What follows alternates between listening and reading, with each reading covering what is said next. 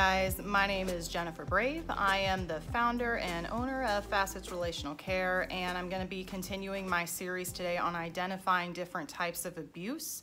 And the type of abuse that I want to talk about today is called unwanted non-sexual touch. It's a rather simple concept to understand. As the name suggests, it's when somebody touches you and you don't want them to touch you. I want to talk about it though because typically when we talk about somebody touching us, when we don't want to be touched, we hear about physical abuse and sexual assault. But anytime that anyone touches you and you don't want to be touched, that's a form of abuse, especially the first time if they touch you and they didn't know that you didn't want to be touched. That of course is excusable. But if after voicing that you don't want to be touched, that's a form of abuse. So I wanted to give you two examples from my own life. The first being with my dad. When I was growing up, I didn't like to be hugged. I was never a very physically affectionate child, but my dad liked hugs. And he would hug me when I was a small child, and then as I got older, probably around 11 years old, I told him that I didn't like being hugged and I didn't want him to hug me anymore. And he didn't listen. And he would continue to hug me. And this continued up until he died when I was 27 years old. And it was so bad that he would try to catch me off guard so that he could hug me. And living under the same roof with him, I always had to be aware of where he was in the room because I didn't want him to hug me. And this particular type of abuse is one that greatly affected me because having to constantly worry about being touched in a way that I didn't want to be touched taught me to live at a very young age, again about 11 years old, on edge. And I had to have this hyper alertness, this hyper awareness in my own home, in my environment, because I didn't know when I was going to be hugged, when I didn't want to be hugged. And what would have been a simple hug that could have been pleasurable for me if I had chosen to engage in it had become something that I associated with feelings of trauma and of being personally attacked. By the time I was 18 years old, if anybody hugged me, it didn't matter if it was a friend or if I was at church, and when you go to church, a lot of people will hug everybody else, I would completely flip my shit. I would get angry, I would freak out, I would have panic attacks, I would leave wherever I was. If I was with a friend, didn't care. I'd get in my car and I'd up and leave, and I was done. If I was at church, didn't care. I'd get up, go get in my car, and leave.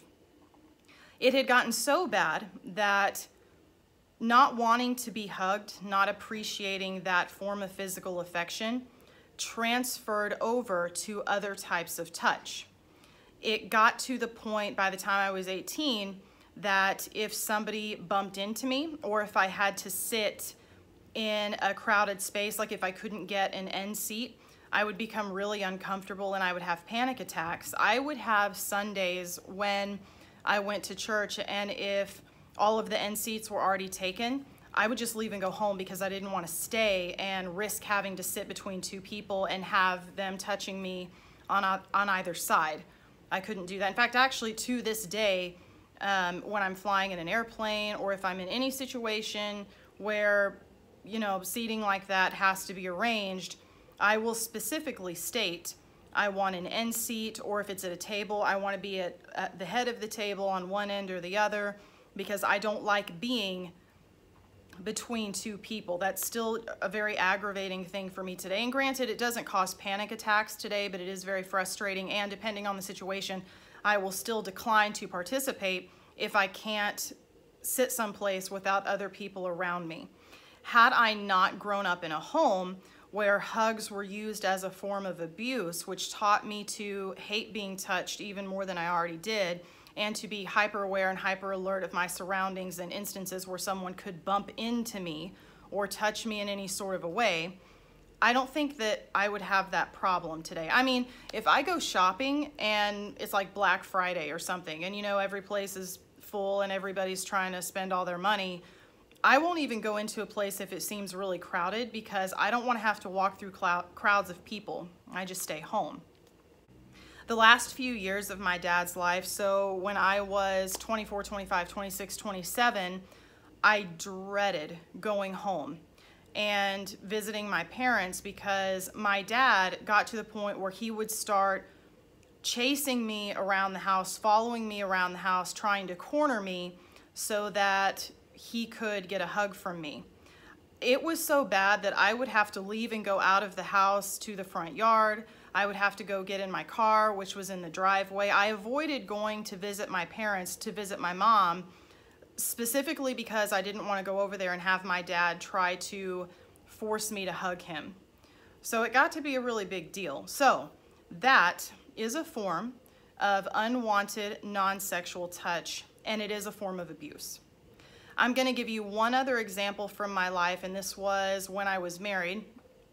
My ex-husband had this thing that he always liked to do, and granted, like my dad with hugs, I think for him it was a physical expression of love, but anytime we sat side by side with each other, he would always reach over and pinch some of the fat on my thigh, and he would make this silly little remark. He would pinch it and he would say, "Oh, I got your chubby now," or something really stupid like that. And when we were dating, I understood very, very early on that for him, that was a sign of physical affection, and it didn't bother me. I was flattered. I knew that when he did that, it was one of his ways of saying, "I love you, I'm attracted to you, I want you to spend time with me," etc., etc. Although I never really liked the act itself.